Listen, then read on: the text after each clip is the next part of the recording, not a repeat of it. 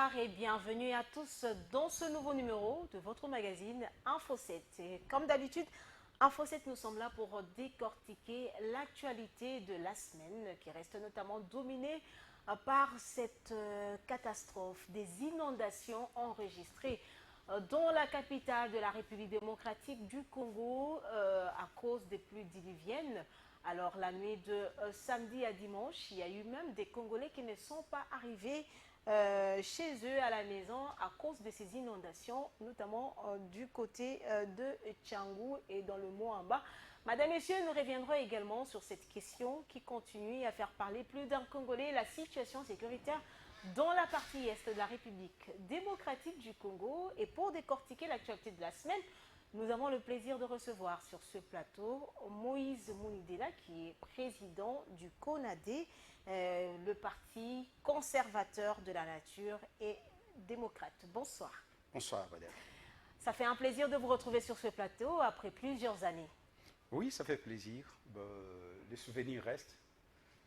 Je note que c'est une chaîne qui a accompagné quand même la démocratie dans ce pays. Ça, je note. Bien sûr, Congo Web Télévision, la chaîne haute définition. Mais qui était au devant de la scène, et puis sur le plan technique, sur le plan technologique, c'est une chaîne qui était à la pointe de la technologie à l'époque. À l'époque déjà. Bon, je ne sais pas si aujourd'hui j'ai dit pareil, je ne sais pas. Congo Web continue toujours son chemin à servir le peuple congolais. Moïse Mounidela, déjà vous voir, vous allez bien. Comment se porte votre parti politique? Non, madame, ça c'est une question que je n'apprécie pas. Comment je peux me porter bien dans un environnement qui ne se porte pas bien? Non, déjà, la santé. Je parle de votre santé, oui, moi, ma santé, peu importe. Ok. Ma santé n'a pas beaucoup d'importance par rapport à la santé du pays. Alors, comment vous allez? Voilà. Non, je me porte, je suis un élément d'un ensemble. Moi, c'est les sous-ensembles. Une partie dans l'ensemble. Et l'ensemble, c'est le Congo. Et le Congo se porte mal. Et même à Kinshasa, le Kinshasa se porte très mal. Kinshasa se porte très mal. Voilà, comment vous dites que je me porte bien? Alors, déjà, pour venir ici, même le dimanche, c'est tout un problème. Même le dimanche. J'ai quitté chez moi il y a 2 heures du temps, alors que je pouvais faire 30 minutes. Alors, vous parlez des embouteillages. Des embouteillages. Donc, Kinshasa, c'est pas bien. Dès qu'on circule, il n'y a même pas un plaisir de circuler avec une voiture. Comment je peux dire que je me porte bien? Vivre à Kinshasa devient plus qu'un casse-tête. Un casse-tête, oui, bien sûr. Alors, vous parlez de la gestion de Kinshasa. Nous voyons qu'à la tête de la capitale congolaise, nous avons le gouverneur Daniel Bumba. Comment trouvez-vous ces actions pour Kinshasa et Zobonga? On a changé. Moi, j'aimerais bien cette formule de Mungulu Diak, l'ancien premier ministre qui disait que, bon, voiture les Aka Yango Mungoueza en panne, on a changé que les chauffeurs. C'est juste qu'on a changé un chauffeur, mais la voiture reste en panne. Donc Kinshasa, avant Daniel Mbuba, égale après Daniel Mbuba. Ou avant, elle a changé. Je dis avant Kimbuta, égale après Kimbuta. Avant Gobila, égale après Gobila. Et aujourd'hui, nous avons Mbuba, c'est toujours le même. Mais Gobila aujourd'hui s'affiche comme donneur de leçons. Oh, moi je n'aime pas. Ça voudrait dire que les Congolais, nous avons la mémoire très courte. Moi, je n'ai pas la mémoire courte, malheureusement. Mais c'est un débat que je ne veux pas parce que je trouve que c'est... Non, mais parce que vous avez dit que vous vous sentez mal, vous n'allez pas bien. Oui, pour arriver à Congo Web Télévision, oui. C'était pas facile pour vous. Mais alors que nous sommes les dimanches, avec les embouteillages. Je ne savais pas qu'ici je serais à l'heure. Ouais, on a la trouille, on a un traumatisme. On s'est promené, voyager. C'est un voyage. Donc, se déplacer, ce n'est pas un plaisir. Alors que nous sommes dans la ville de Kinshasa. Alors, la capitale. La capitale. Où siègent toutes les institutions du pays. Et parfois, je me dis, est-ce qu'on se rend compte? C'est pour ça que quand j'ai suivi les ministres Jean-Pierre Bemba, les ministres de Transport. De Transport, j'étais à Paris, quand il disait que c'est du pareil au même. Il a même montré des photos. Des photos, non, j'ai beaucoup de considération pour lui, parce que je l'ai connu à gouvernement M+4, c'était le vice-président, chargé de l'économie. Et à l'époque, je venais d'être nommé mandataire de l'État. Il nous a encadré dans un séminaire qui reste mémorable pour moi, comment fonctionnent les impôts. Je trouvais que c'était un homme qui savait organiser des choses, Jean-Pierre Bemba.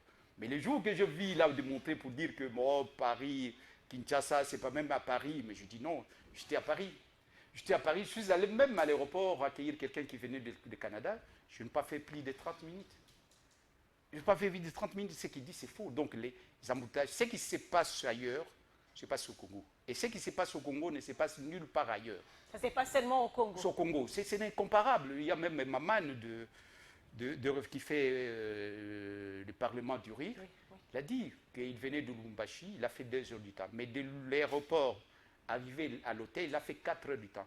Ça, on ne trouve pas ni au Nigeria, ni au Caire, comme il est le vice-président, le vice-premier ministre du transport avait dit.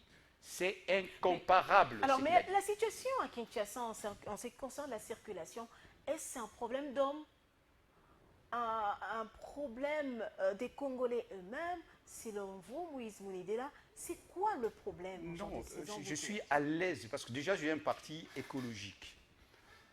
En dehors de ça, vous savez, la plus grande richesse dans un pays, c'est l'homme. C'est l'homme la richesse.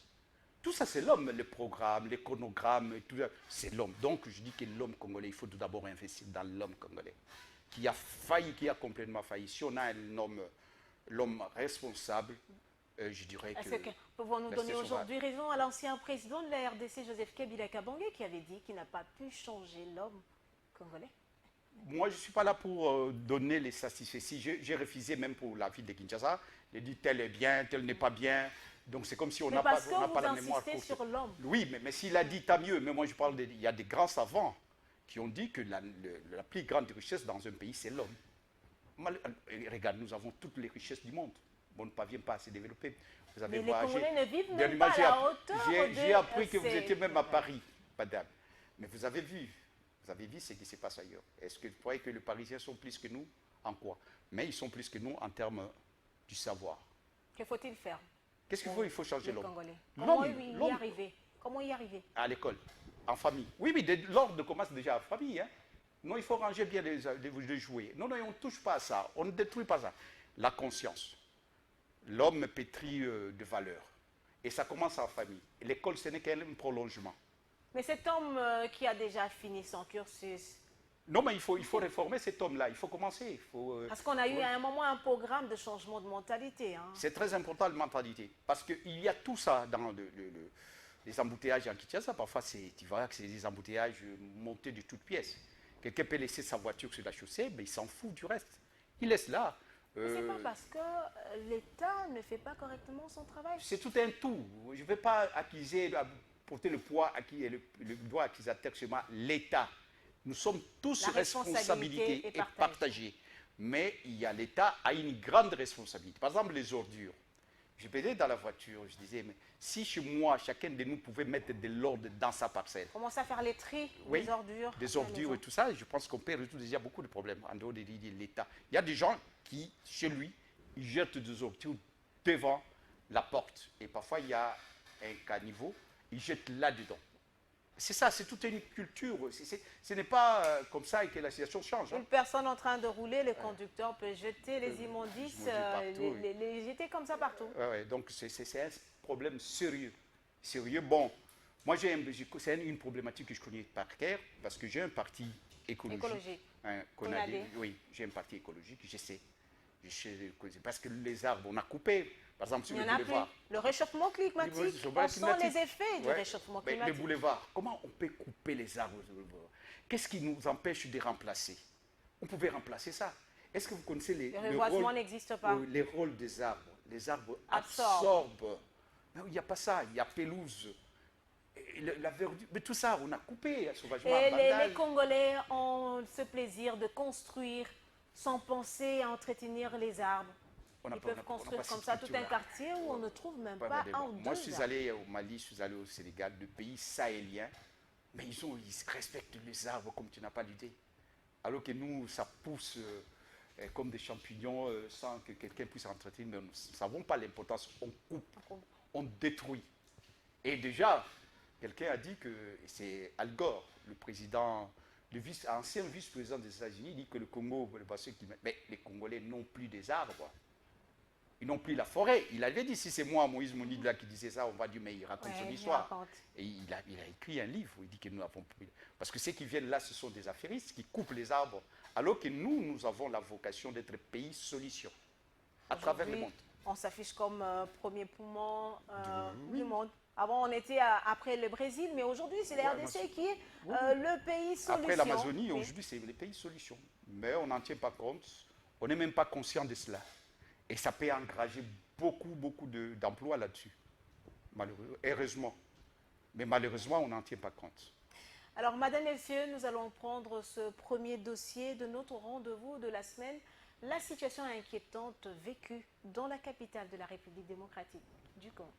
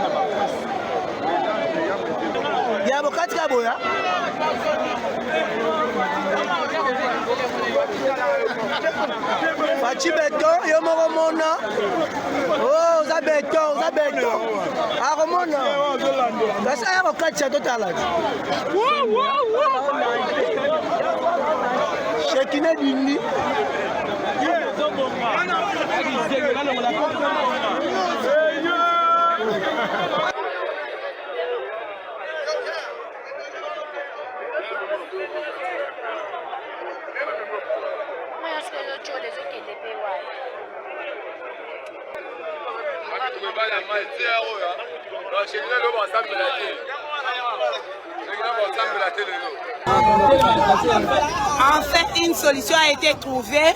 On est venu ici devant l'entrée Petro-Congo où les autorités ont trouvé une solution pour aider la population à traverser la rivière Njili. Donc, venez, la solution a été quand même trouvée. Là, la population de Basomata, na Jeffan des FARDC. Les FARDC toujours là pour la population, pour sécuriser les peuples. Ah, les FARDC na motema. Nous sommes là, na Jeffan des FARDC. Ils ont même habillé pour nous traverser de l'autre côté là-bas. Comme ça, on va regagner nos maisons. Et Nzambe Langai, Congo et Congo. Dans la situation, c'est catastrophique, je vous jure. Aïe.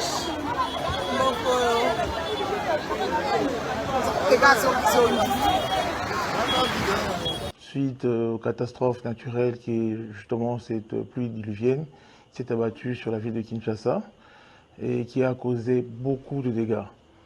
Donc nous sommes réunis autour du VPM, ministre de l'Intérieur, Sécurité, Décentralisation et Affaires coutumières, pour justement trouver des solutions face à la crise dont beaucoup de nos populations en sont victimes. Alors d'entrée des jeux, nous tenons à présenter nos sincères condoléances aux familles éprouvées, mais également nous sommes de cœur avec des populations qui sont en souffrance. Il était question justement d'analyser la situation liée à la menace des érosions, mais également à la menace de l'éboulement qui s'est produit au niveau de la nationale numéro 1. Les équipes étaient à pied d'œuvre, la circulation a été déjà rétablie à une bande, mais également les travaux se poursuivent et d'ici peu, la circulation va s'établir normalement même pour les camions poids lourds. Donc ça c'était le premier point. Nous tenons aussi à rassurer nos populations que les travaux s'effectuent aussi pour essayer de rétablir la situation de l'eau. Parce que les infrastructures aussi liées à l'eau ont été touchées. D'ici 2 à 3 jours, la situation sera rétablie et quelques communes sont touchées autour de 12 à 14. Mais les équipes sont aussi également à pied d'œuvre pour solutionner la question. Dans le même ordre d'idée, il y a aussi des préventions qui ont été mises en place pour épargner les ouvrages liés à la distribution de l'électricité via la SNEL. Des équipes sont à pied d'œuvre avec l'OVD pour essayer de maîtriser la situation. Quant à la ville de Kinshasa, sur sa voirie, les travaux de curage sont annoncés pour justement maîtriser les érosions liées à cela.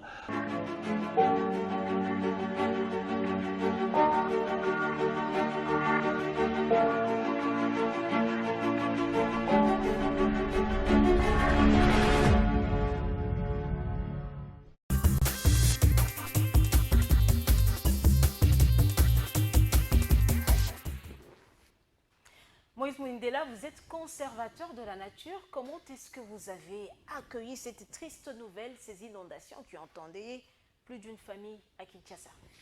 Vous savez, je pourrais dire que je manque le mot. Il n'y a pas que l'Est. Là, nous sommes dans la capitale.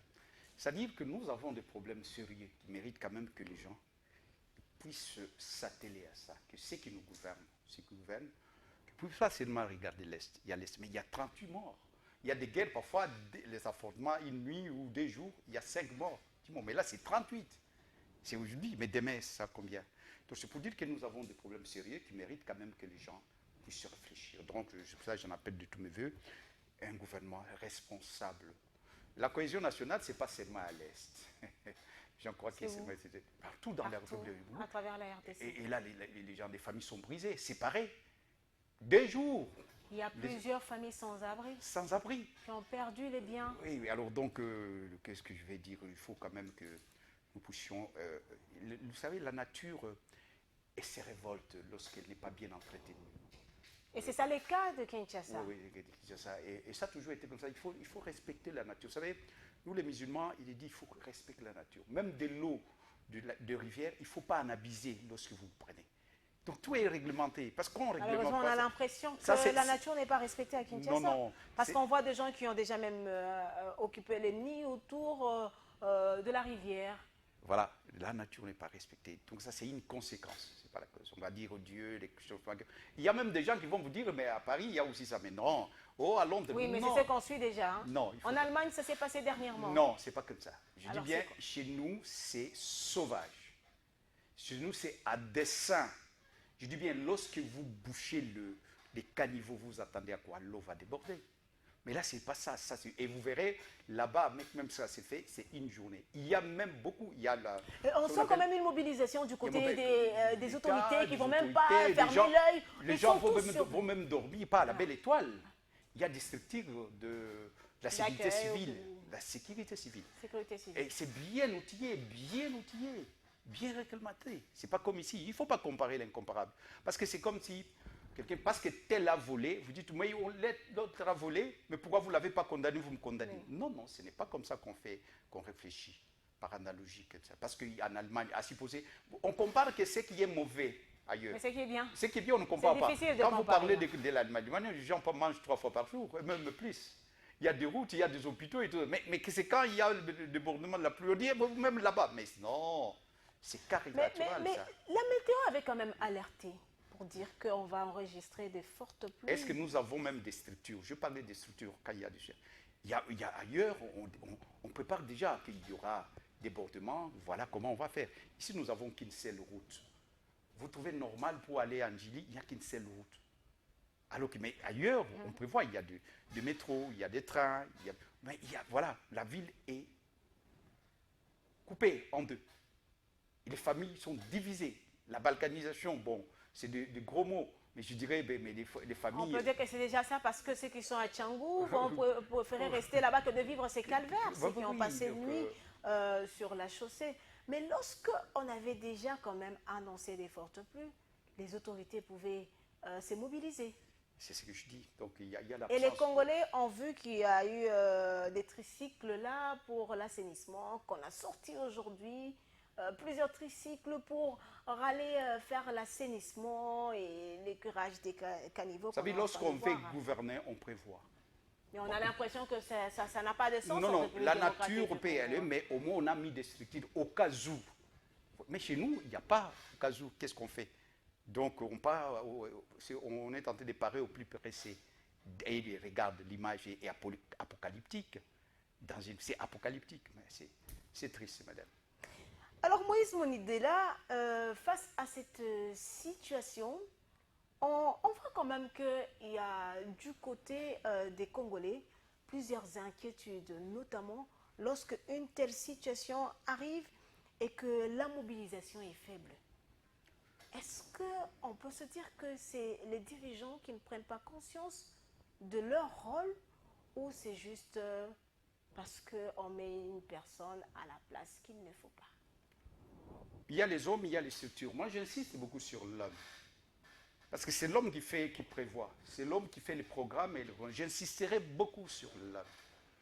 Et c'est pour ça, on en parlera, parce qu'on a parlé des consultations, j'ai proposé qu'il y ait un ministère de cohésion nationale. Un ministère de cohésion nationale. Oui, un ministère de cohésion nationale. On peut mettre un ministère, essayons de réfléchir. On peut réfléchir. Parce qu'il y a des catastrophes en répétition. Un ministère de catastrophes. Vous dites que l'environnement, c'est trop vague. On peut. Parce qu'il y a dans d'autres pays, il y a un ministère de l'Intérieur et de la Sécurité. On peut mettre seulement intérieur, ça englobe le tout. Mais imaginez-vous, madame, qu'un ministère de l'environnement ou des catastrophes naturelles. C'est beaucoup. Quand on parle d'environnement, il y a beaucoup de choses dans Beaucoup de choses dedans. Et parfois, une seule personne ne saura pas. Ne saura pas. Il faut recentrer les choses. Il faut réfléchir. Ce n'est pas une panacée. Je voulais dire que ce n'est pas ce n'est pas, je voulais dire que Dieu nous l'a imposé, que ça doit rester seul. Ce sont les hommes qui ont décidé. C'est les hommes. Il y a une part des responsabilités des hommes. Si nous étions organisés, il y a des situations qui ne pouvaient pas se passer comme ça se passe. Parce que ça se passe d'une manière répétitive. Voilà. C'est ça que d'ailleurs la question que j'allais poser, ce n'est pas une situation qu'on vit juste aujourd'hui. Oui. On a toujours enregistré depuis le temps de Kimbuta. Ouais. À un moment, on avait demandé aux personnes qui occupent des zones marécageuses de libérer, mais ça n'a jamais été le cas. Donc les Congolais sont au-dessus de la loi. L'État congolais décide, mais les Congolais s'imposent. C'est pour ça qu'il faut qu'il y ait un État qui ordonne. Et là, c'est indépendamment du pouvoir. Hein. On va dire aujourd'hui, c'est le pouvoir de Félix. Bon, on les juge parce que c'est lui qui est là. Qui est là. C'est ce que les internautes disent, hein, Oui, c'est oui. Félix et Tshisekedi. Qui est là. Ouais. Mais c'est quelque chose qui a traversé. Et certains opposants également. Oui, ça a traversé tous les régimes. Ça a traversé les régimes. Moi, je suis allé un jour à une chaîne, c'était Kimbuta c'était à l'époque de Kabila. Et je dis aux gens, il faut taper sur eux. Pourquoi? Parce que les journalistes croyaient que je disculpais le gouvernement. Non, je disais non, il y a la part du gouvernement, mais il y a la part de l'homme, des citoyens que nous sommes. Moi, j'ai donné l'exemple, moi je suis à ma campagne.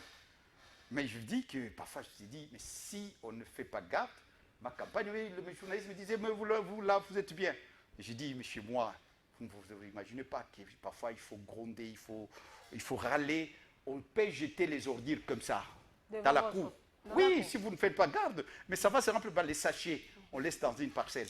Et l'eau, il n'y a pas de pénétration. Vous arriver un matin, il y a inondation dans la maison.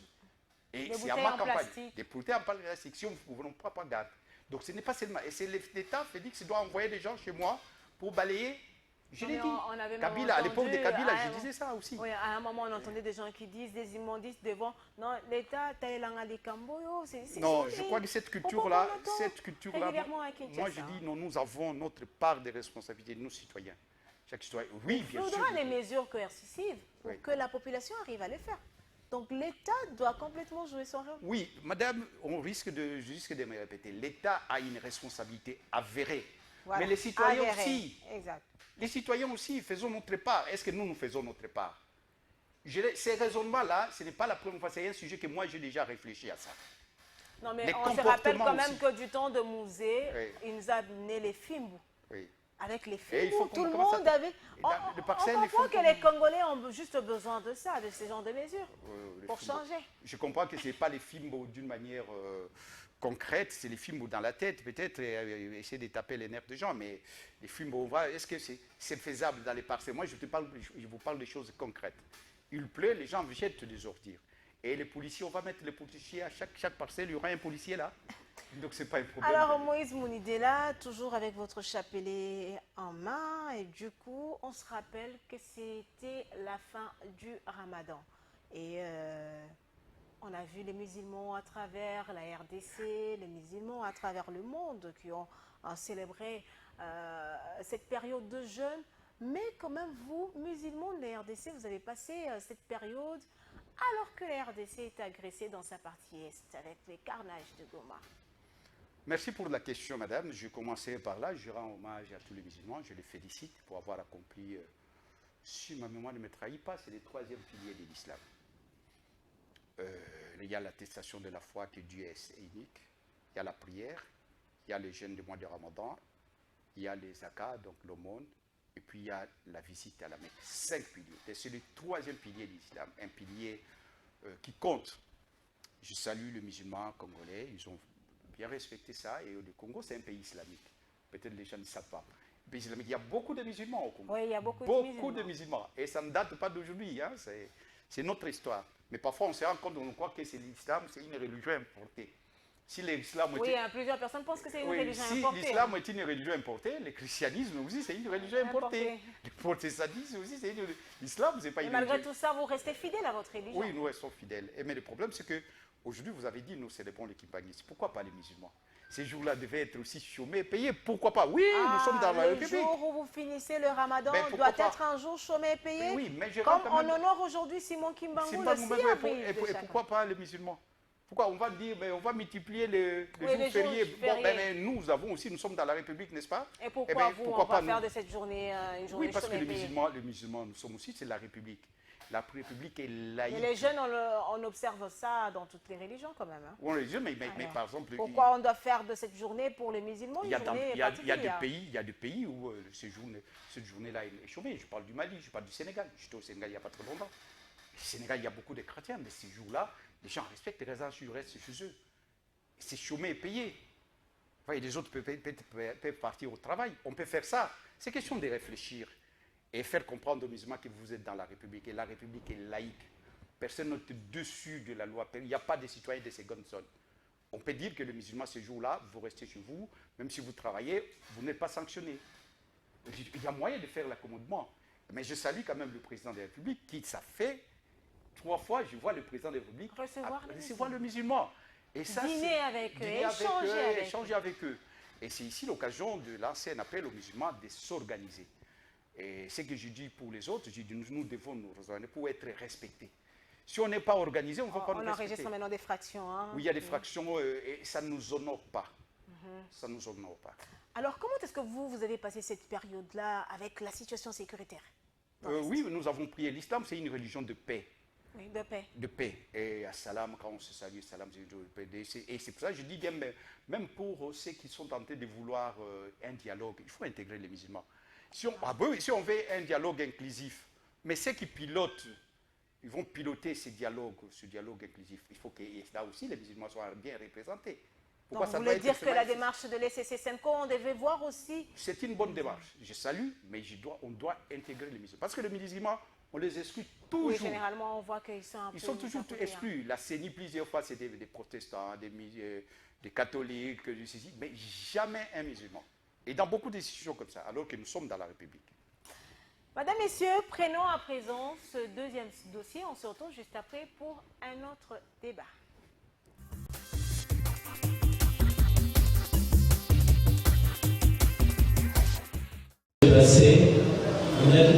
En face de chefs des quartiers et conseillers communaux et une représentation de la population des Moamba, un panel mettant ensemble le député provincial Steve Moulumba, le directeur de l'inspection à la DGRK et le président de la société civile de l'habitat.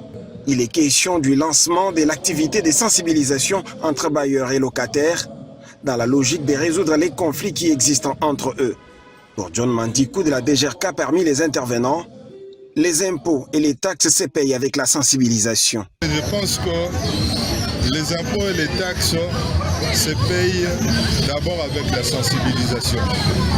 Parce qu'en fait, ici à Kinshasa, il y a un problème de culture fiscale et que nous avons remarqué que la problématique de la culture fiscale est localisée dans les chefs des Kinois nationaux surtout.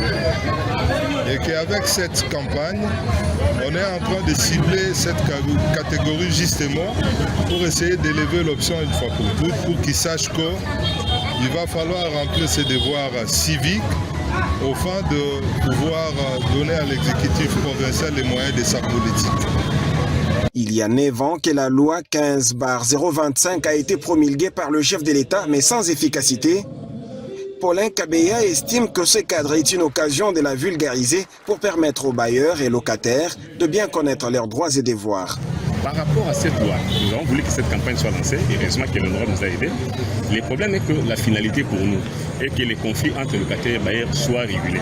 Parce qu'aujourd'hui, on a tellement de conflits, c'est parce que les gens n'ont pas de contrat de bail, les gens ne connaissent même pas leurs droits. Parce que ça fait 9 ans que cette loi a été promulguée, mais malheureusement, jusqu'à ce jour, elle n'a jamais été vulgarisée. L'enjeu aussi, c'est de permettre à l'exécutif d'avoir des fonds nécessaires devant lui permettre de mettre en œuvre sa politique, a souligné le leader de l'EMBA, Steve Mulumba. Nous sommes en train de sensibiliser parce qu'in fine, nous attendons à ce que les bailleurs puissent comprendre que la question liée aux baux et loyers, ils doivent être flexibles par rapport à cela. Les locataires doivent aussi comprendre qu'ils doivent retenir, si possible, les IRL à la source pour pouvoir donner de l'argent, si possible, à l'exécutif provincial de pouvoir travailler et d'accomplir sa politique. Parce que jusque-là, nous avons des routes qui sont en état de délabrement total. La population est en train de clamer chaque jour, mais elle oublie que c'est en payant les impôts que nous pouvons arriver à développer cette ville de Kinshasa. C'est ça l'objectif final que nous sommes en train de poursuivre. La loi, elle est déjà là. La loi a déjà un caractère contraignant.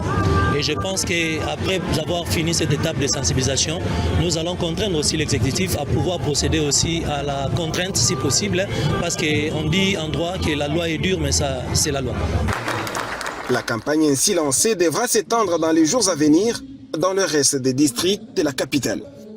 Mesdames et messieurs de la presse, je prends la parole aujourd'hui à un moment clé de notre vie institutionnelle et démocratique. Un moment de vérité, de projection, mais aussi de responsabilité collective. Notre pays, la République démocratique du Congo, avance sur le chemin exigeant de la démocratie. Ce chemin est semé de défis, mais il est aussi porteur d'espoir et de progrès. Aujourd'hui, j'ai l'honneur de vous présenter un acte fort de notre engagement collectif, la publication officielle de la feuille de route électorale 2025-2029. Cette feuille de route constitue notre boussole pour les années à venir, un outil de planification rigoureuse et un gage d'engagement de la CENI à remplir sa mission avec loyauté, dans le respect de la Constitution, des lois de la République et des standards internationaux. Pour rappel, la CENI que je dirige a démarré son mandat en octobre 2021 avec un retard important.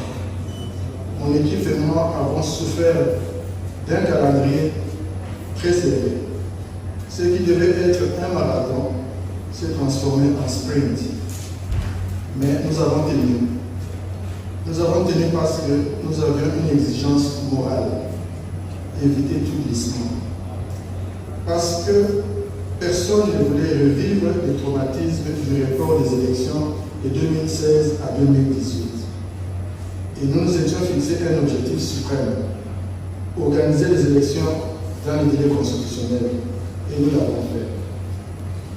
Excellences, mesdames et messieurs les membres de la plénière, mesdames et messieurs de la presse, la CENI publie aujourd'hui cette feuille de route pour éviter l'impréparation et garantir l'efficacité de l'action électorale. Elle sert de repère à toutes les parties prenantes pour leur permettre de s'organiser et de prévenir la méfiance ou toute tentative de manipulation.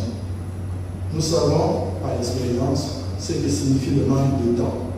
En 2023, le temps nous a cruellement fait défaut. Cette expérience difficile ne doit plus se reproduire. C'est pourquoi, cette fois-ci, nous choisissons d'agir en amont, avec anticipation et rigueur.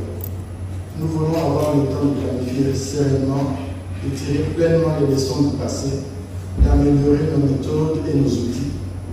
Votre présence parmi nous témoigne de l'amour, du respect et de la considération que vous portez à l'égard de Papa Simon Kimbangu et de son œuvre salvatrice. Nous sommes tous aussi heureux et fiers de vivre cette commémoration qui coïncide désormais avec celle du combat de Papa Simon Kimbangu et de la conscience africaine tel que notre pays en avait exprimé la reconnaissance et l'exaltation solennelle au regard du courage et des perspicacités personnelles de son excellent Félix Antoine Tshisekedi Tshilombo, chef de l'État, qui a signé le 30 mars 2023 l'ordonnance présidentielle y afférente portant le numéro 23/042. C'est à ce titre que les festivités du 6 avril est, comme le reconnaît la République, ne pas uniquement une fête religieuse kimbanguiste, mais surtout et davantage une fête pour tout le peuple jadis colonisé et opprimé, tant au Congo, en Afrique, que partout dans le monde entier. Ne pouvons pas vous conter toute l'histoire relative à la date historique du 6 avril en l'espace d'un discours. Il importe néanmoins d'en souligner les faits saillants. Après le culte matinal du 6 avril 1921, Papa Simon Kimbangu opéra son tout premier miracle dans le village de Ngombe Kinsuka où, sur ordre de Jésus-Christ, il guérit miraculeusement une femme agonisante du nom de Kianchondo qui souffrait d'un mal de tête virulent. La nouvelle de ce miracle s'est répandue comme une traînée de poudre dans les villages avoisinants Nkamba et dans les contrées lointaines du Congo français et du Congo portugais. Des foules immenses se dirigèrent vers Nkamba à la rencontre du nouveau sauveur, de qui ils obtenaient la guérison tant spirituelle que physique, d'autant que Papa Simon Kimbangu s'est mis à soigner toutes les maladies, toutes les infirmités, par de simples prières et par l'imposition des mains.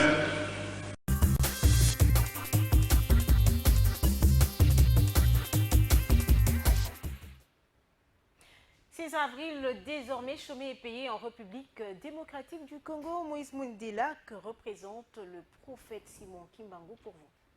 Oui, il y a eu 2 ou 3 dimensions dans Simon Kimbangu. Un Congolais qui s'est battu pour la démocratie et les droits de l'homme. Il s'est battu. Et ça, c'est indéniable et incontestable. Au-delà de ça, il y a des gens qui pensent que c'est un prophète. Bon, ce qui n'est pas ma façon de voir les choses. Hein. Je suis musulman. Mais déjà, chacun est libre, c'est ça la République, d'avoir son Dieu. Mais pour moi, il n'y a qu'un seul Dieu. Lequel? Dieu, on l'appelle Allah, Zakumba, Mungu, Tatanzambi, il reste unique. Il n'y a pas d'autre. Et que le prophète de Jésus, c'est son prophète, il y a d'autres prophètes. Chez nous, les musulmans, si vous ne connaissez pas les autres prophètes, vous n'êtes pas les musulmans. Ah, vous n'êtes pas digne d'être... Ah oui, il faut reconnaître que Jésus, c'est un musulman, c'est un prophète. Pour Jésus, vous, Jésus, Moïse, c'est un prophète. Jésus, c'est un prophète. Il faut croire en Jésus. Ah oui, vous ne traitez pas Jésus n'importe qui dans l'islam, vous n'êtes pas musulman. Vous êtes Moïse, Jacob, tous ces... Ils existent. Jean, Yahya, tous ces gens-là, ils existent. Mais Simon Kimbangu, dans les Corans, il n'est pas mentionné. Il n'est pas mentionné. Mais cela n'empêche pas, comme Congolais, j'ai beaucoup de considérations pour cet aspect-là de la vie militante, la vie politique. Il a fait la politique, ça, la politique toi que je me mette pour le pouvoir, pour les pouvoirs. Pas comme c'est qu'on voit aujourd'hui avec certaines il disait que l'homme noir occupera les fonctions de l'homme blanc.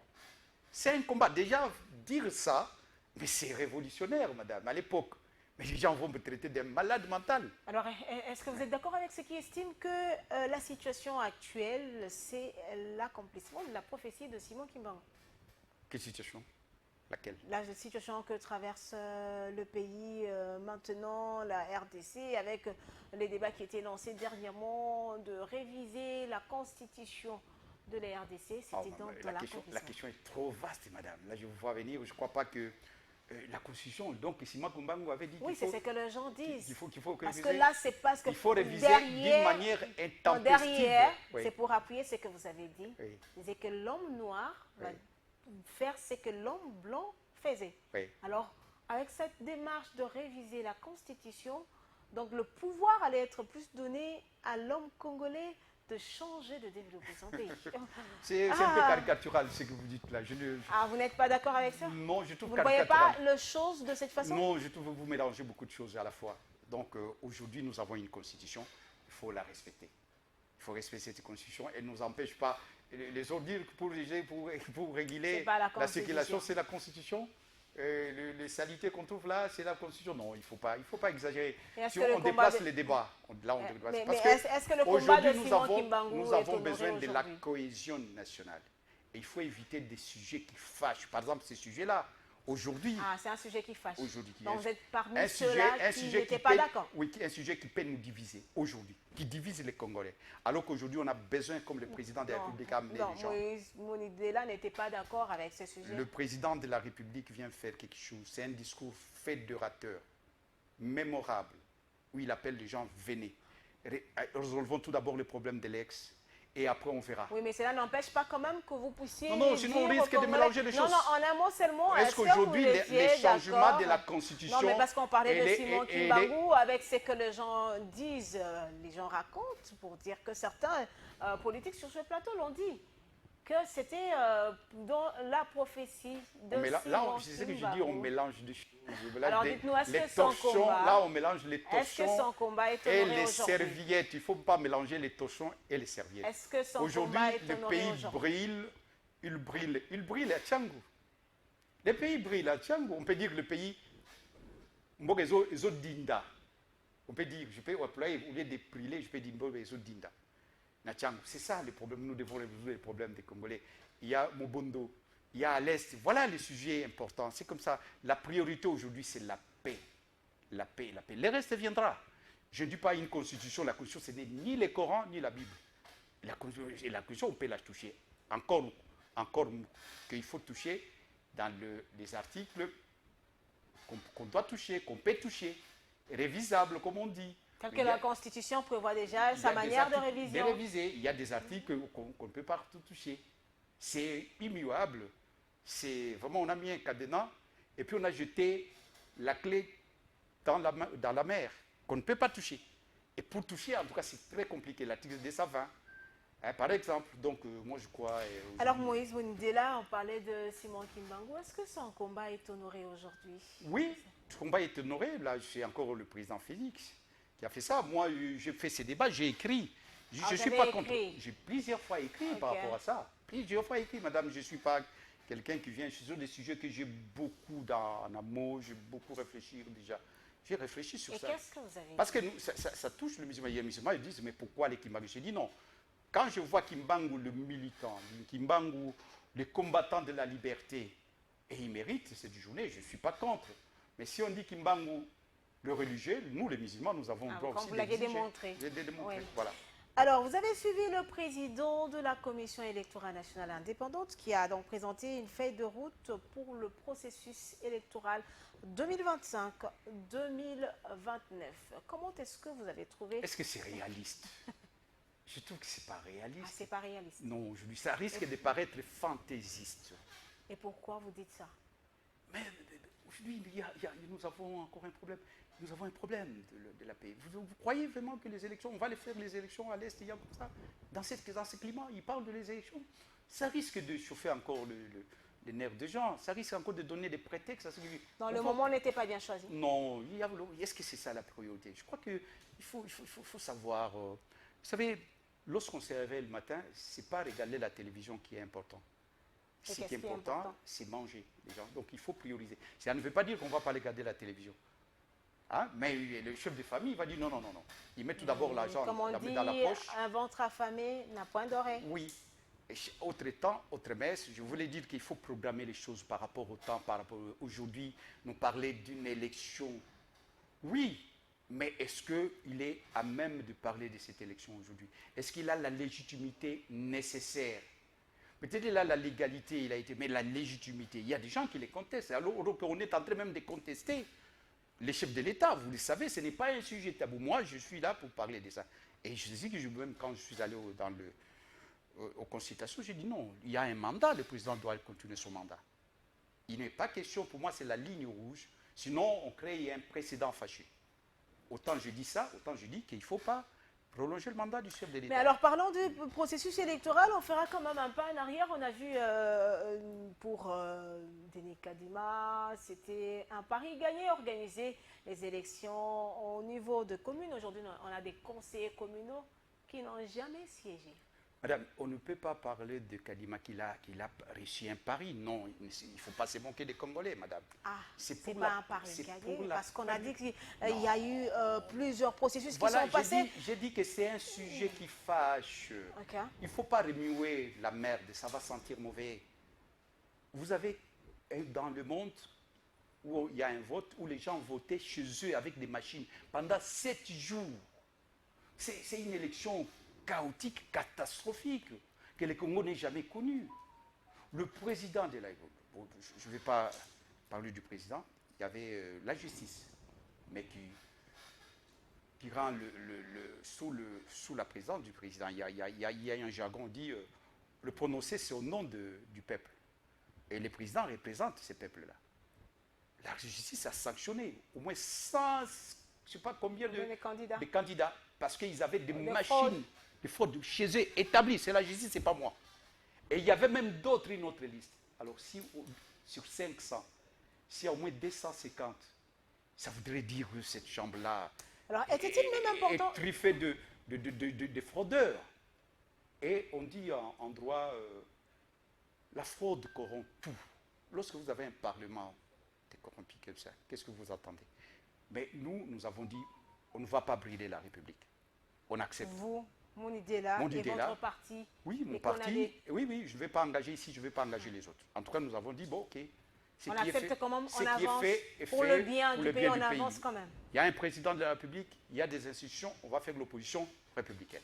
Mais là, vous cherchez à remuer le couteau dans la plaie, madame. Non, mais parce qu'aujourd'hui, on observe qu'on a des conseillers communaux qui n'ont jamais siégé. C'est pas bien.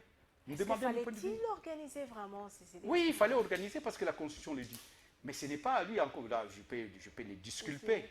Ce n'est pas à lui. Lui, il a fait ce qu'il devait faire, même s'il a fait mal. Et il a fait quand même ce qu'il devait faire. Ce qu'il devait faire. Parce que c'est comme ça. Bon, on ferme les yeux. Ils sont là, mais il faut qu'ils siègent. C'est pas normal, ces gens.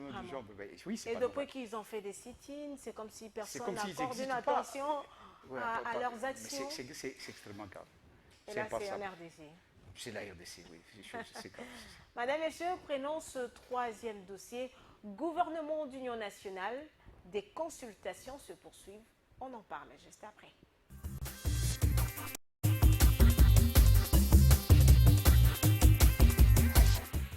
Je suis venue avec les membres de mon parti politique, l'Alliance des forces pour le bien-être des Congolais, parti membre de l'opposition républicaine.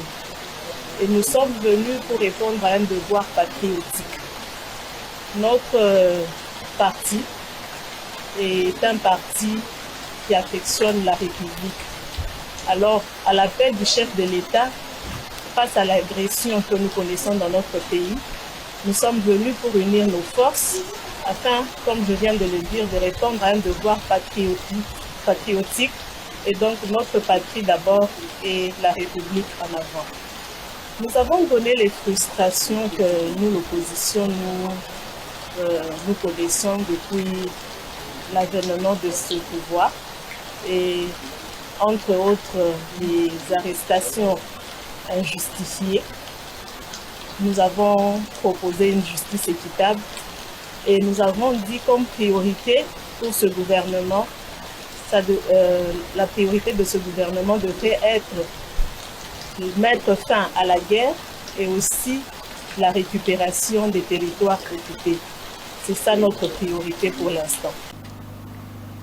Nous sommes très heureux d'avoir été reçus par le conseil spécial du chef de l'État en matière de sécurité, en ce moment où le pays est dévasté et nos frères, sœurs, sans ambition politique, meurent pour rien. Au cours de cet entretien, nous avons dit essentiellement ceci.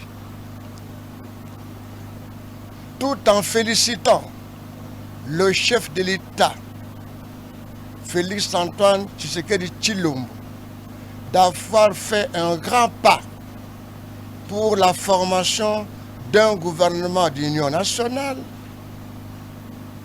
où nous souhaiterions que les 4 espaces linguistiques et les 11 anciennes provinces soient valablement représentés de façon équilibrée, que le chef de l'État puisse faire un effort pour un deuxième pas en créant une structure de front commun intérieur. Le front commun intérieur devrait être constitué de leaders charismatiques désignés par le pouvoir, l'opposition pacifique et la société civile. Ce front commun intérieur, FCI en sigle, devait jouer le rôle d'une vraie cohésion nationale, et c'est ce front commun intérieur qui devrait, si le chef de l'État l'accepte, négocier avec nos pays voisins, particulièrement le Rwanda, et nos frères qui ont pris des armes pour se faire entendre. Et ce front commun intérieur aurait pour avantage d'inclure même nos frères opposants radicaux qui déclinent l'invitation pour un gouvernement de cohésion nationale. Nous ne devons pas nous le cacher. Les opposants, depuis la CNS jusqu'aujourd'hui, ont toujours voulu négocier, mais en sauvegardant leurs intérêts. Et nous pensons que le moment est venu, tout en ayant un gouvernement d'union nationale, qu'il y ait une structure constituée de personnalités du pouvoir, de la société civile et de l'opposition pacifique qui peut encore discuter sans recourir aux machettes ni aux armes. Bon, mes propositions, d'abord en qualité d'ancien Premier ministre, mais aussi en qualité de chef du Parti Nouvel Élan, les questions qui m'ont été posées, c'est des questions en rapport avec ma contribution dans cet effort de guerre qui s'impose, pour lesquels le président de la République veut l'union nationale, l'unité nationale, la contribution de tous les Congolais. Parce qu'à Yébi, des coutumes, pas la vie sur la maison brûle, on a oublié ces le voilà, l'ICC. Ceux qui m'ont dit que ceux qui n'ont que côté bien dans Kati Yandaku, à ta boyer qu'au soir, vous avez une habitude entre bien beaucoup canapé opposition majorité. Et tindarake oti kaba division na bino bosanga na bomoko bobo manyo kawana na simando boko zongela ko swana na bino ko bunda na bino. Yango président Assimi, le président de la République a demandé à tous les Congolais de l'opposition, de la majorité de la société civile, les anciens premiers ministres et les anciens chefs de corps qui ont l'expertise, la compétence, puissent apporter leur soutien de manière à ce que nous puissions foutre l'ennemi dehors et puis continuer à gérer notre pays qui est en train d'atteindre un niveau de plus en plus élevé depuis que le président de la République est là. Comme je vous ai dit, il a triplé le budget de l'État, il a commencé la construction de la ville de Kinshasa avec l'extension de, comment on appelle, la rocade. Il est en train de faire des routes pour atteindre la République en l'intégration nationale. Et puis, il faut soutenir cet effort-là, que la guerre est venue estomper en absorbant le gros de nos ressources. Les ressources budgétaires.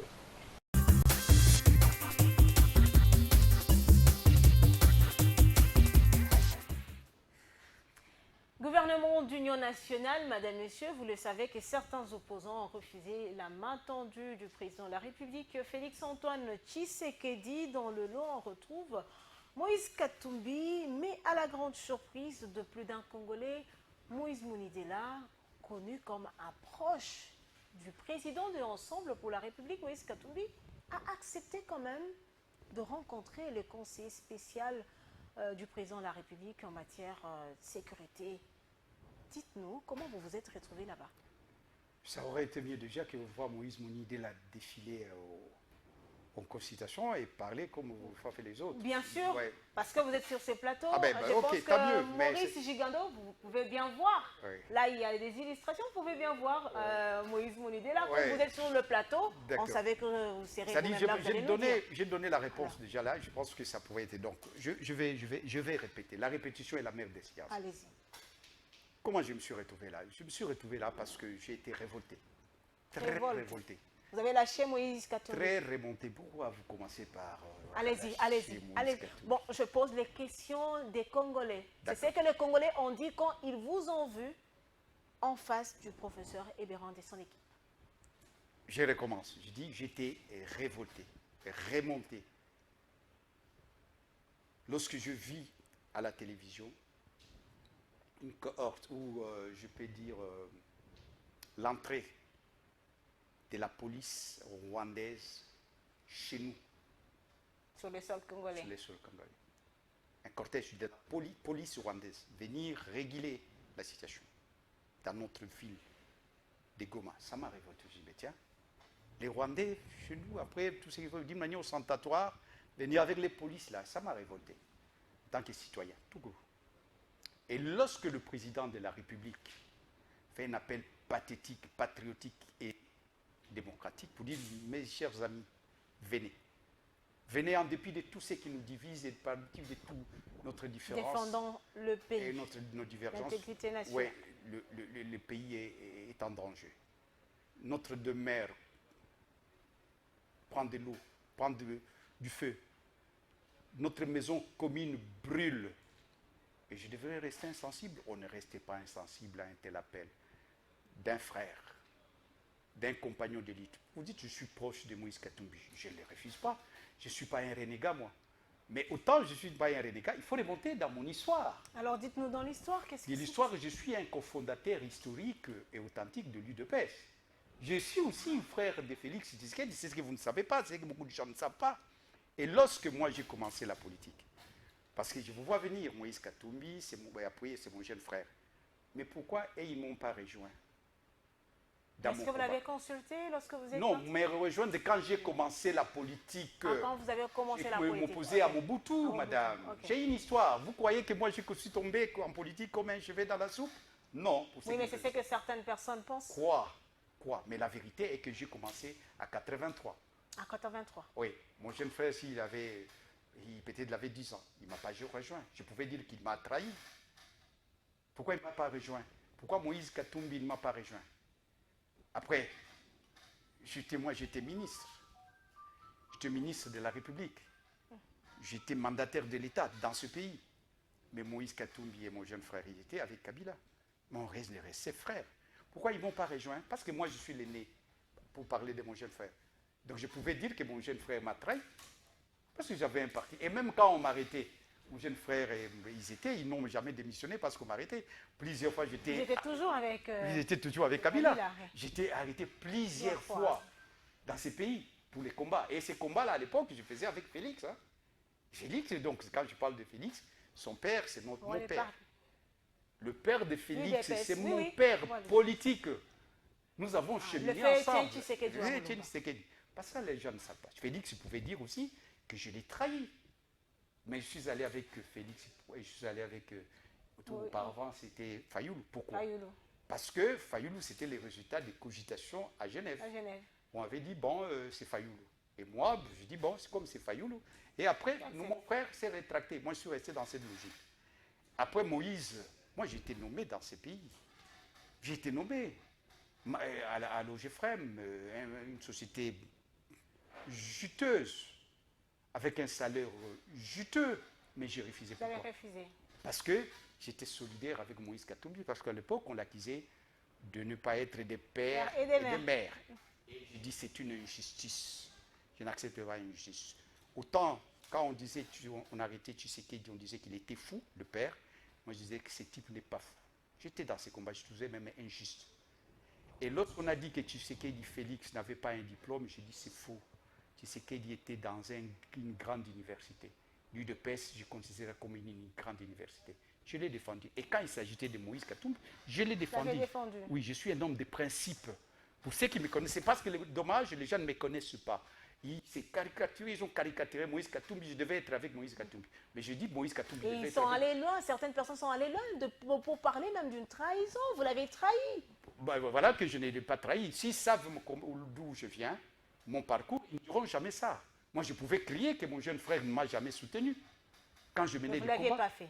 Il ne l'a pas fait. Moïse ne m'a pas fait. Donc moi, je suis créé seulement pour soutenir les autres. Les autres ne peuvent pas me soutenir.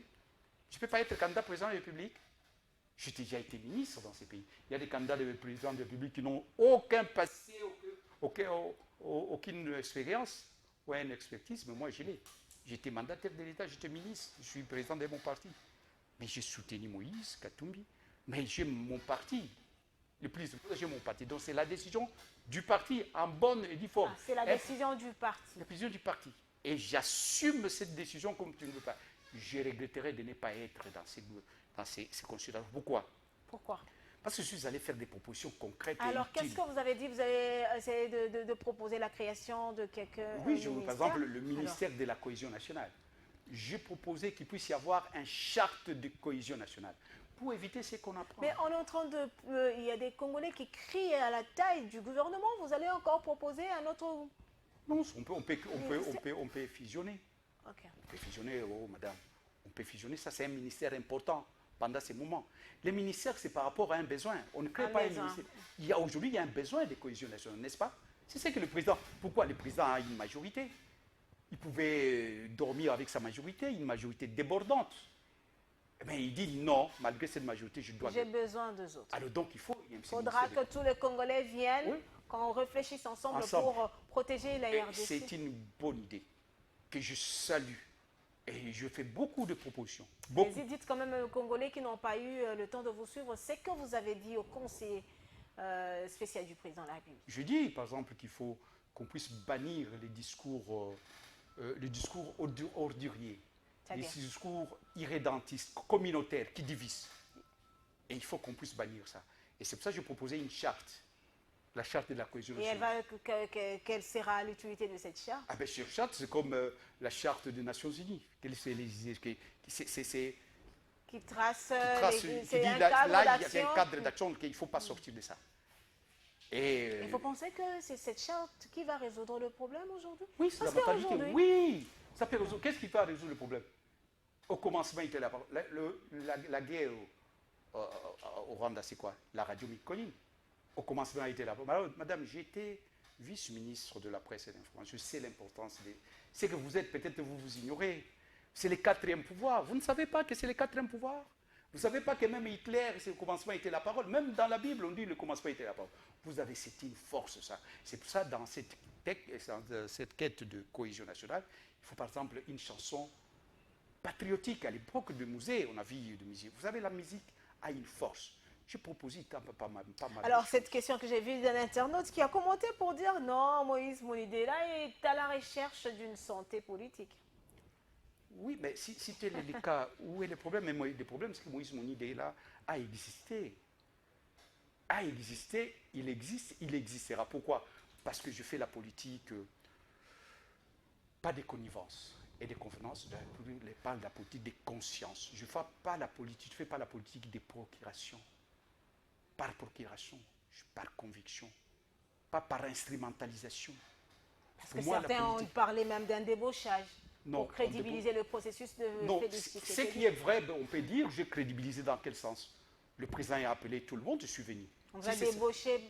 On ne débauche pas un président d'un parti politique. Comment? On débauche un militant. On débauche, c'est comme si moi je servais un chef. Non.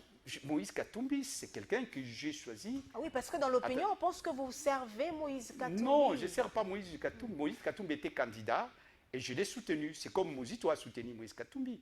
Aujourd'hui, il a pris sa liberté. C'est Sanga, c'est soutenu Moïse Katumbi. Pourquoi seulement moi? Non, je prends ma liberté. On débauche. Les mots français, il faut quand même que les gens disent ça. Il faut qu'ils regardent. Dans le contexte. Les contextes. On ne peut pas débaucher un président d'un parti politique, mais qui ne commence pas la politique aujourd'hui. C'est parce que ces gens-là, ils croient. Je les comprends. Vous savez, moi, 83, madame. Et puis après, je suis allé à l'exil Brazza, l'Europe. Je suis revenu, c'est le gouvernement 1+4. Mais il y a des gens qui croyaient que je suis arrivé avec Moïse Katumbi dans sa mallette. Oui, dans sa mallette. Oui, dans sa mallette. C'est vrai. Oui. Vous avez répondu à l'une des questions. Oui, alors je ne sais pas, ils croient que donc j'ai un rayonnement. C'est pour ça que je dis, vous voyez, Moïse, j'ai un poids historique pas terrible, que si on mettait ça sur la balance, beaucoup ne peuvent pas faire mon poids. Les poids historiques et politiques, ça compte, madame. Mais est-ce que... Oui, ça compte beaucoup. Et même dans la ville de Kinshasa, ici, il y a des témoins. J'ai mobilisé. À l'époque, on était avec Roger Lumbala. J'étais secrétaire général d'un parti, RCDN. Nous avons créé 7 soutiens à Etienne Tshisekedi avec une chaîne RLTV. De Roger Lumbala. De Roger Lumbala, de mon ami Roger Lumbala. Après l'IDPS ici dans la ville, nous étions ceux qui mobilisaient. Après l'IDPS, ici, et en tête, le général, c'est moi. Pourquoi Kabila m'a arrêté plus de 3 fois? Pourquoi? Parce que vous étiez un danger pour Oui, vous. oui, parce que j'ai représenté le ménage danger. On disait que moi, je mobilisais ici dans la ville. Dans la ville de Kinshasa, s'il y avait 5 personnes qui m'obligeaient à faire des parties, les jours qu'on m'arrête, on a tué, on a calciné 8 personnes. Et mon siège a été attaqué, vandalisé. On se rappelle. Et je suis retrouvé en prison. Et j'ai arpenté plus de 8 couloirs de la mort, les postes. Mais Kabila m'avait proposé un poste. On m'avait proposé un poste, autant on a proposé un poste à Tibala, on s'était tous en prison. Tibala a accepté, mais vous avez refusé de trahir. J'ai refusé. Parce que vous avez une conscience. Oui, parce que j'avais... Aujourd'hui, c'est le pays qui est en jeu. C'est la nation. Boalouba Ditunga. Le problème du pays. La nation d'abord. Félix ce n'est pas un problème de Félix. Félix passera. Moi, je ne suis pas là pour vous servir. Et Félix, il me connaît. Il sait que ce que je dis, je suis sincère. Il ne peut pas me demander, moi, pour être avec Félix, je dois indemniser Moïse. Mais il ne peut pas me demander ça. Alors, ou pour être avec Moïse, il faut injurier Félix. Mais c'est un jeu de petit enfant. Moi, je ne suis pas de cet acabit-là. Vous ne faites pas cette politique-là. Non, c'est trop bas. Alors, si ça ne vous met pas mal à l'aise, est-ce que vous gardez des bonnes relations avec Moïse Katumbi? Vous avez parlé après votre consultation? Si ça ne dépendait que de moi, ça ne dépend que de moi, on doit garder ces relations. Il n'y a aucune raison que je garde. Parce que moi, je viens de le dire, madame. Ils étaient avec Kabila. Oui, vous avez retracé un peu ce parcours-là. Ils étaient avec Kabila au pouvoir. Le soutien que vous lui avez apporté, dans quel cadre vous avez apporté? Ils étaient avec Kabila au pouvoir, moi j'étais dans l'opposition. Je ne les ai pas reprochés. Et Kabila m'a malmené, il me mettait même en prison. Mais il restait avec Kabila. Et pourtant, nous sommes membres d'une même famille, si on peut parler de la famille. Parce qu'ici, c'est rien familial. Oui, c'est s'il y a de rien familial. Oui. Parce qu'il y a mon petit frère qui est entre les deux. Oui, qui est avec lui, qui est au Sénat d'ailleurs. Oui, au Sénat. Donc, on va dire, mais ils étaient là avec Kabila. Ils étaient avec Kabila. Moi, j'étais dans l'opposition malmenée, opposition Anzala. Avec Félix, tu sais qu'il est en opposition Anzala. Hein? Mais ils étaient au pouvoir. Mais moi, pourquoi je pouvais dire la logique? Est-ce que ceux qui nous suivent, un peu de logique, je crois que nous avons étudié la logique. Moi, je suis l'aîné. J'ai créé un parti où j'étais membre d'un parti. Le petit frère ne m'a pas suivi.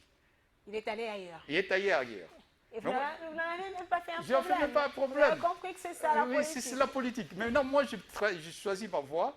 Lui, il dit non, je devais être avec. Donc, moi, j'ai été créé pour seulement suivre les autres. Non. Alors, Moïse Moïndele, avant de prendre ce dernier dossier pour parler de la situation sécuritaire, un mot quand même. Comment est-ce que vous voyez les comportements de ceux qui ont refusé cette main? Parce que vous l'aviez démontré qu'il s'agit d'un problème du pays. C'est le pays qui a agressé. Mais excusez-moi, je vais parler un petit mot pour Moïse Katumbi. Parce que vous parlez beaucoup de Moïse Katumbi. Allez-y. Est-ce que vous savez que Moïse Katumbi m'avait conseillé un jour d'appeler Félix? À le moment où mon petit frère, c'est pour la deuxième fois que je dis ça. Okay. C'est pour la deuxième fois. Mon petit frère était en prison. Il me dit, mais toi, tu connais Félix, ton frère. Il me dit, c'est ton frère. N'est-ce pas? Mais appelle Félix. Il pouvait dire, celui-là, il est mauvais et tout ça. Il m'a conseillé. La deuxième fois, il y a quelque chose que Moïse m'avait conseillé. Je voulais aller à M23. Pas M23 d'aujourd'hui, hein. L'ancienne version. Oui, l'ancienne version. Sous Kabila. Oui, je voulais aller à M23. Ah oui! Vous étiez prêt à partir? Je voulais en découdre avec Kabila parce que déjà... Ah bon? Jusqu'à ce point? Ben oui, jusqu'à ce point. Il y a Loumane qui est là, qui est encore vivant. Nous avons appelé avec Roger Lumbala, mon ami Roger Lumbala. Nous avons appelé pour dire que non, on y va. Loumane, il faut informer Kabila. Loumane, le ministre de l'Intérieur. Et moi, s'il y a une personne qui m'a dissuadé de ne pas partir, c'est Moïse Katumbi, il n'y va pas. Et mon ami Lumbala est parti. C'est-à-dire que Lumbala, et lorsqu'il parle là-bas, il m'explique pourquoi il est parti. Et Lumbala, c'est parmi les gens qui connaissent bien la problématique M23. Parce que, oui, Roger Lumbala, parce que nous, à l'époque, on disait qu'on nous a volé notre voix. Avec Virier et Etienne Tshisekedi. Ouais. Vous vous souvenez de l'impérium, tout ça. Là où le vieux a dit, dormez, et nous, on voulait partir venger. Et Pongia Babé, on voulait aller venger parce que nous étions ces jeunes, ces enfants courageux, les sangs chauds. Moi, oui. Mais Moïse Katumbi m'a dit non, il ne faut pas y aller. C'est pour dire que, parce que vous parlez de l'homme, c'est un homme que moi, je trouve, il est pacifique. Et il m'a donné de bons conseils. Et d'autres personnes pouvaient me dire, Félix ne l'appelle pas, Félix, c'est mauvais. Il m'a dit, c'est ton frère, il vaut mieux appeler Félix. Parce qu'à cette époque, je voulais aller au répondre à l'invitation de Mwanambouté et Kabouya, oui. le secrétaire général de l'UDPS. À l'époque, moi, je l'appelais les gardiens du temple. Il m'a appelé parce qu'il était informateur. Moïse dit oui, vous pouvez y aller, mais c'est mieux d'appeler Félix. Et je voulais profiter de ça pour parler de mon jeune frère qui était malade, arrêté, malade. J'étais mal à point. Mais il m'a conseillé d'appeler le président. Donc, ce n'est pas une mauvaise personne comme donc, oui. Donc, les relations, on les garde avec Moïse Katumbi, on garde des bonnes relations. On les garde. Si ça ne dépendait que de moi. Mais si ça dépend, je ne vois pas parce que les gens disent j'ai trahi. J'ai trahi qui et pourquoi? Alors, vous avez parlé de... Oui, en un mot, le comportement de ceux qui ne sont pas venus. J'ai toujours l'habitude de dire personne n'est directeur de ma conscience. Personne. Il n'y a que Dieu qui dicte ma conscience. Personne. Et moi, autant je dis ça, je ne vais pas donner des leçons aux gens. Je respecte. C'est ça la démocratie. Oui, c'est ça la beauté de la démocratie. Le point de vue, le comportement des autres. Mais le pays va avancer. Le pays continue. Mais voilà, par rapport à ça, moi, j'ai trois solutions. 3 paliers de solutions. Par rapport à la situation de l'Est. Alors, on en parle. On va prendre ce dernier dossier pour parler de cette situation de l'Est.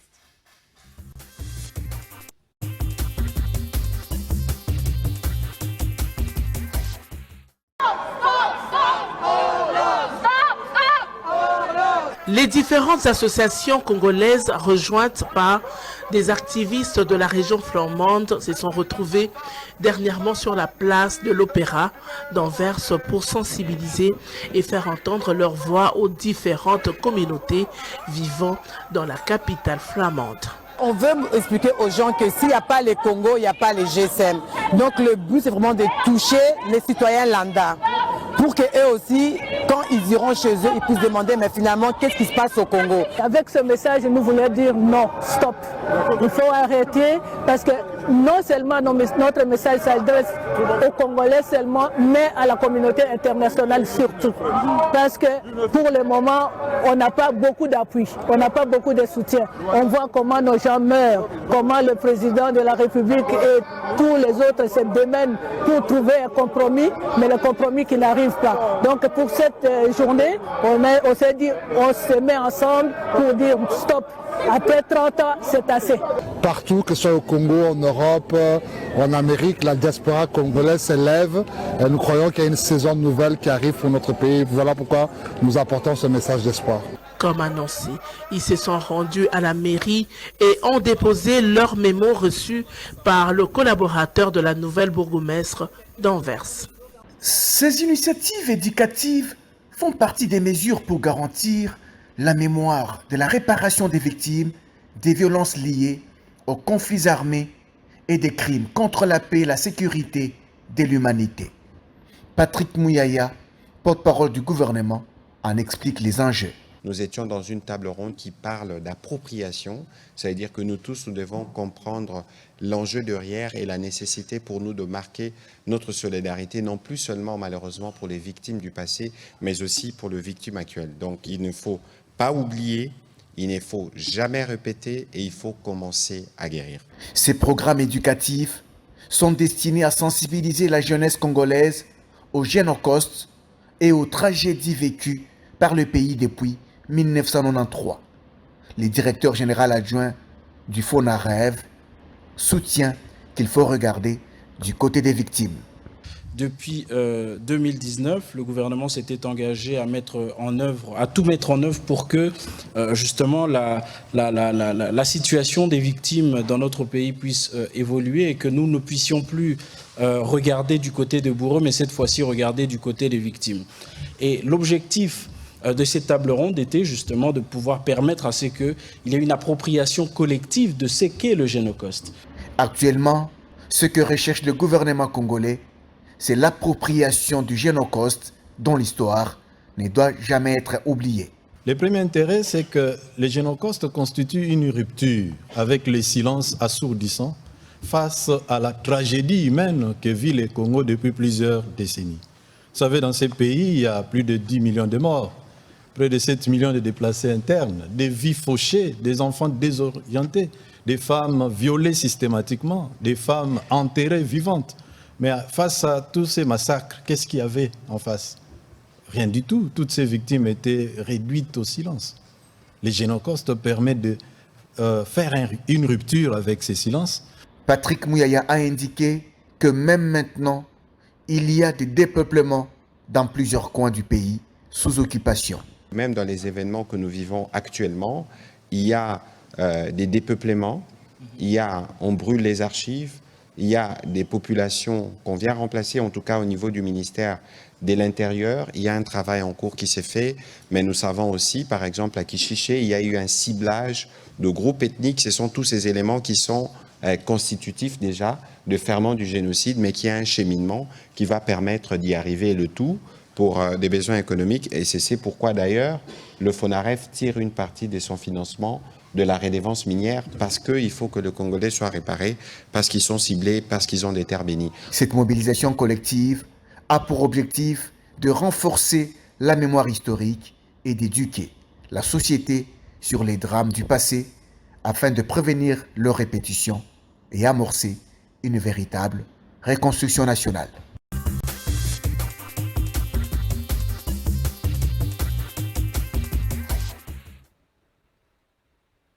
Situation sécuritaire dans l'Est de la République démocratique du Congo. Moïse Mouindela, vous avez dit que vous avez la solution. Vous avez fait des propositions. Oui, mais ce n'est pas une solution magique. Alors, nous avons fait des propositions concrètes. Et vous savez, ce que vient de faire initier le chef de l'État, il faut saluer. Je dis, j'aurais regretté si je n'étais pas participant à ces négociations. Parce que je trouve que c'est un pas vers la bonne direction. Vous savez, un pas vers la bonne direction. La très bonne direction. Vous savez, j'étais jeune. Lorsque Apollo 11 arrive à la ligne, il y a un monsieur, Armstrong. Il a fait descendre de son pied droit et il dira, sur Terre, sur la ligne, on dit sur Terre, mais c'est sur la ligne, il dira qu'un petit pas pour l'homme, mais un grand pas pour l'humanité. Ça s'est avéré aujourd'hui, à partir de cette expérience, les gens on a exploré la ligne avec tout ce que ça représente comme technicité et tout ça. Donc c'est comme ça aujourd'hui. Ce que vient d'initier le président de la République, c'est un petit pas. On va dire que ça va résoudre le problème. Oui, c'est un pas vers la bonne direction. Parce que ce gouvernement d'union nationale, ça sera un gouvernement ou de cohésion nationale, ça sera un gouvernement d'émission pour les négociations. Parce qu'un gouvernement... D'émission pour les négociations. Ouais. Ce n'est pas une finalité en soi. La finalité, c'est la paix. Et pour avoir la paix, il faut impliquer tout le monde. Et même ceux qui ont pris les armes, le président les appelle, je pouvais dire affectueusement, il s'appelle respectueux, avec beaucoup de respect. Il dit c'est l'opposition armée. Il ne dit pas que ce sont des terroristes, ce ne sont pas des Congolais. Non, le président de la République. Du moment, ce sont des Congolais. On sait bien que derrière, il y a les Rwandais, ça ce n'est pas un secret. Mais ce sont des Congolais. Il y a aussi des revendications. Des extraits qui sont partis. Oui, il y a entre autres, il faut qu'on le dise. Comme on s'entend, vous avez aussi décidé d'aller, mais après, vous n'êtes pas parti. Je ne suis pas parti à l'époque. Donc, il faut qu'il y ait un dialogue. Alors, les négociations, ou ce qu'on vient de faire, les consultations, c'est une palier. C'est la première étage. C'est le premier étage, c'est la première étape. Et la deuxième étape, ce sera les dialogues de la CENCO, les CC. Alors, vous soutenez cette démarche? Oui, je soutiens la démarche. C'est pour l'inclusivité. Il faut l'inclusivité. Et ce n'est pas seulement moi. Vous pouvez m'ignorer. Mais la communauté internationale a exigé ça, non? Toutes les résolutions des Nations Unies, tout ça, est-ce que les gens lisent? Je me pose la question. Nous ne vivons pas dans une vase close. Il y a des gens qui nous regardent, il y a des gens qui nous entourent, il y a des gens qui nous dirigent. Après Dieu, il y a l'ONU, il y a l'Union africaine, il y a la SADC, il y a l'EAC. Toutes ces organisations ont dit qu'il faut un dialogue. Mais moi, je dis, au lieu d'aller tout d'abord là, il faut, nous, Congolais, entre nous, avec la CENCO, on peut avoir un dialogue sous l'égide de la CENCO, les CC et les musulmans. J'insiste beaucoup parce que les musulmans sont ignorés. On veut l'inclusivité au niveau des participants, mais l'inclusivité aussi pour ceux qui vont piloter cette... Donc il y a également l'église des réveils qui dira, moi aussi je dois participer. Oui, l'église des réveils. Mais c'était une recommandation avant même que la CENCO ne commence. Les musulmans, l'église des réveils et les Kibagis doivent être là. Et ils vont organiser un dialogue. Et après ce dialogue, il y aura le troisième palier. Okay. La troisième étape, c'est avec la communauté internationale, sous l'égide de la communauté internationale. Ce qu'on appelle processus de Nairobi et de Luanda fusionnés. Et voilà. Et là, la paix sera à ces prix-là. On va me dire, beaucoup de dialogues. Oui, la paix n'a pas de prix. Entre-temps, on va continuer à tuer comme la semaine on a enregistré. Non, mais c'est pour ça qu'il faut que ce gouvernement d'union nationale. Voilà pourquoi je dis que le président a raison, il a bien pensé de mettre les gouvernements d'union nationale. C'est un foie intérieur. Donc ce gouvernement va dialoguer avec les Congolais qui ont pris des armes. Oui, avec une mission. Parce qu'un gouvernement a toujours une mission. Je ne sais pas si les gens se rendent compte. Il y a des gouvernements comme ça. Surtout dans nos pays. Il y a des gouvernements, il y a une mission. C'est un gouvernement des missions qui va négocier. Et on appelle le gouvernement de cohésion nationale. Est-ce que c'est une façon d'encourager encore le mixage et puis tout ce qui Non, ça c'est autre chose, madame. Le mixage, je crois que... Parce que c'est ça la crainte de certains Congolais. Oui, on ne les fera pas comme on va... Il ne faut pas avoir peur. Il faut d'abord partir. Il faut partir. Écouter. Oui. Toutes les guerres du monde, on résout toujours autour d'une table de négociation. Ça se termine toujours comme ça. C'est une réalité implacable et irremplaçable. On ne peut pas remplacer ça. Les gens peuvent pérorer, dire non, on ne peut pas discuter avec ces gens-là. Et pendant ce temps, vous faites quoi? Non, le président avise juste, mais je dis que les gens doivent libérer le président. Le président, on ne doit pas les mettre dans un carcan. Ah, les gens doivent libérer le président, oui. C'est-à-dire quoi? Il est le président de tous les Congolais. Alors, qu'est-ce que vous voulez dire? Est-ce qu'on l'a pris en otage? Oui, il y a des gens qui veulent prendre le président en otage. Il y a quand moi, je parle du gouvernement de cohésion nationale. On n'avait pas entendu plusieurs fois les gens qui disaient c'est notre pouvoir. C'est notre pouvoir, c'est tout là, c'est nous. Ça, c'est pas un discours à tenir. C'est pas un discours à tenir. Et parfois, c'est des gens proches du président qui disent ça, des autorités, des responsables. Non, on doit bannir ces discours-là. C'est-à-dire qu'on ne doit pas prendre le président en otage. C'est le président de tous les Congolais. Et ceux qui l'ont voté, et même ceux qui ne l'ont pas voté. Donc, de l'opposition et de la majorité, il est président là. Il nous représente. Ouais. Ces gens, les gens peuvent dire, alors, vous m'avez posé la question, ceux qui ne sont pas venus. Je l'ai répondu, je ne suis pas directeur des conseils, mais ça aurait été mieux. Qu'ils viennent. Pourquoi? De tout le temps, on a toujours dit qu'il faut l'ouverture. Je ne vais pas citer les noms des gens pour faire leur publicité, parce que il disait que non, il faut qu'on ouvre, il faut l'unité nationale, il faut la cohésion. Ah, il le disait déjà. Il le disait. Mais maintenant que le président, il ouvre, mais ils disent non. Mais on dit une chose et son contrôle, on ne sait pas qu'est-ce qu'on veut.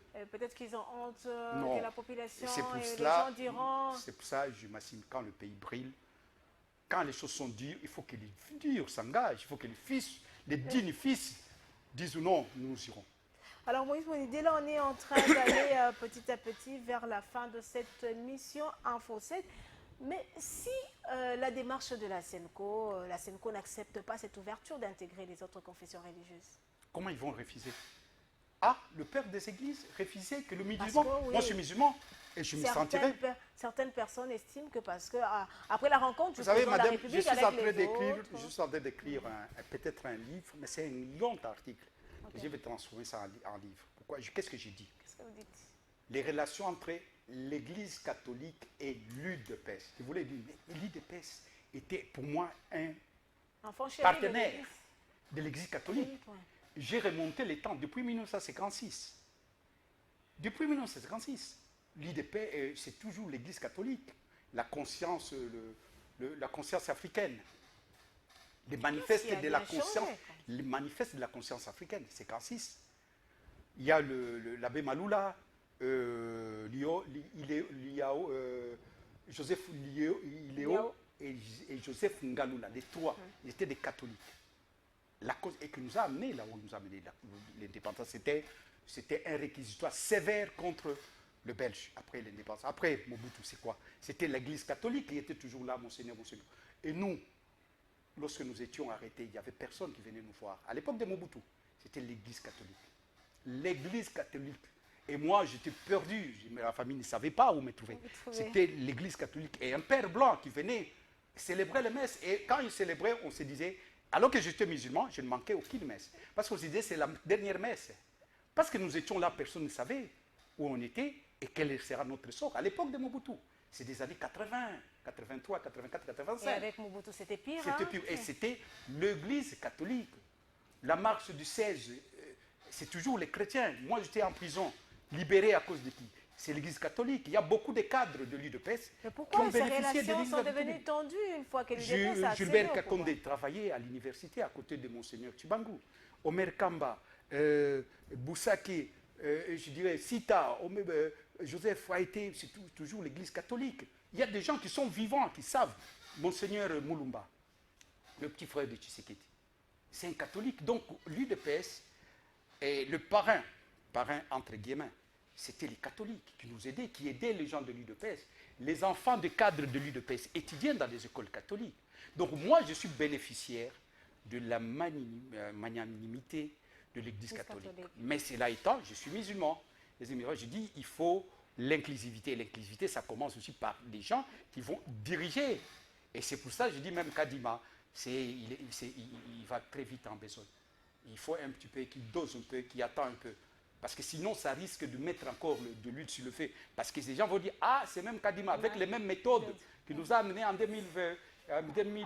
Alors, pratiquement, c'est complètement fini, mais aujourd'hui, on a quand même des voix qui estiment que 37 ans de l'UDPS dans l'opposition, l'UDPS au pouvoir aujourd'hui, sans un projet concret. Non, non, je n'accepterai pas ça. Sinon, je me réunis. À l'époque, on faisait un procès à Félix, on disait qu'il n'avait pas un diplôme. Un diplôme, oui. Moi, je disais à l'époque, Félix est capable de diriger le pays. Je disais ça. Pourquoi? Je disais qu'il vient, s'il était un étudiant studieux, il était dans une grande université. L'IDPS, c'est une grande université, Madame Tenessa. L'IDPS, il y a des cadres, mais sauf qu'on ne les a pas très bien utilisés. Les cadres d'élite, ils sont là, pétris de talent, on n'a pas utilisé. Et Félix, je ne suis pas là pour faire le bilan, on attend. Mais vous savez, c'est la fin d'une chose qui compte que le commencement. Alors, je ne suis pas là pour dire que Félix devient saint de saint. Non, je dis la fin d'une chose qui compte que son commencement. J'aimerais bien le juger à la fin de son mandat. Il peut se rattraper et j'aimerais bien qu'il se rattrape. Et il est en train de se rattraper en disant aux gens, venez, venez, nous construisons le pays ensemble et nous défendons le pays ensemble. C'est un discours fédérateur, c'est un discours modérateur, c'est un discours fondateur. Et peut-être c'est un nouveau départ avec Félix Tshisekedi Tshilombo. Alors, Madame, Messieurs, c'est complètement fini pour ce numéro de Info 7. Moïse Mounidila, vous avez quelques minutes pour vous adresser à cette population qui a eu le plaisir de vous suivre après plusieurs années dans cette émission. Je dis tout simplement à la population qu'il ne faut pas désespérer. Il ne faut pas perdre de l'espoir. Lumumba nous disait qu'il voyait l'avenir du Congo en rose et qu'on écrira en termes, parce que Dieu nous a doté un pays magnifique, avec des richesses innommables. Mais sauf qu'il manque l'homme pour transformer ces richesses en argent cash, parce qu'il faut distribuer. La justice sociale, il n'y en a pas. Et ça, chacun de nous doit goûter aux délices des fruits de ces pays. Oui. Mais malheureusement. Mais il ne faut pas perdre de l'espoir. Moi, j'ai l'espoir que demain on aura... Sera meilleur. Sera meilleur. Il n'y a aucune raison pour que nous puissions désespérer. L'union fait la force. L'union fait la paix, l'union engendre le progrès. Alors, Madame, Messieurs, c'est complètement fini pour ce numéro de Info 7. Je rappelle que notre invité de ce jour, Moïse Mounidila, est président d'un parti politique conservateur de la nature et démocrate, CONADE. Merci d'avoir répondu à nos questions. Avec le plaisir de vous retrouver prochainement. Merci, Noëlla. Info 7. Merci. Tout est bien qui finit bien. Eh bien, c'est l'heure, c'est complètement fini pour cette émission. Je ne cesserai de le dire, Info 7 est une émission de Congo Web Télévision. Info 7, c'est votre émission. Info 7, notre émission. Merci de nous avoir suivis. Et bon suite de programme sur les antennes de Congo Web Télévision, la chaîne Haute Définition. Et merci à tous ces fidèles. Et n'hésitez pas de nous écrire par les mêmes moyens. Donc, faites-nous parvenir vos questions et vos préoccupations. Et merci à toutes les personnes qui nous suivent maintenant. Merci à Marcelin Chiswaka. Merci au président Gabriel Chabani. Sans oublier Maurice Gigando. Merci, Madame, Messieurs. À la prochaine.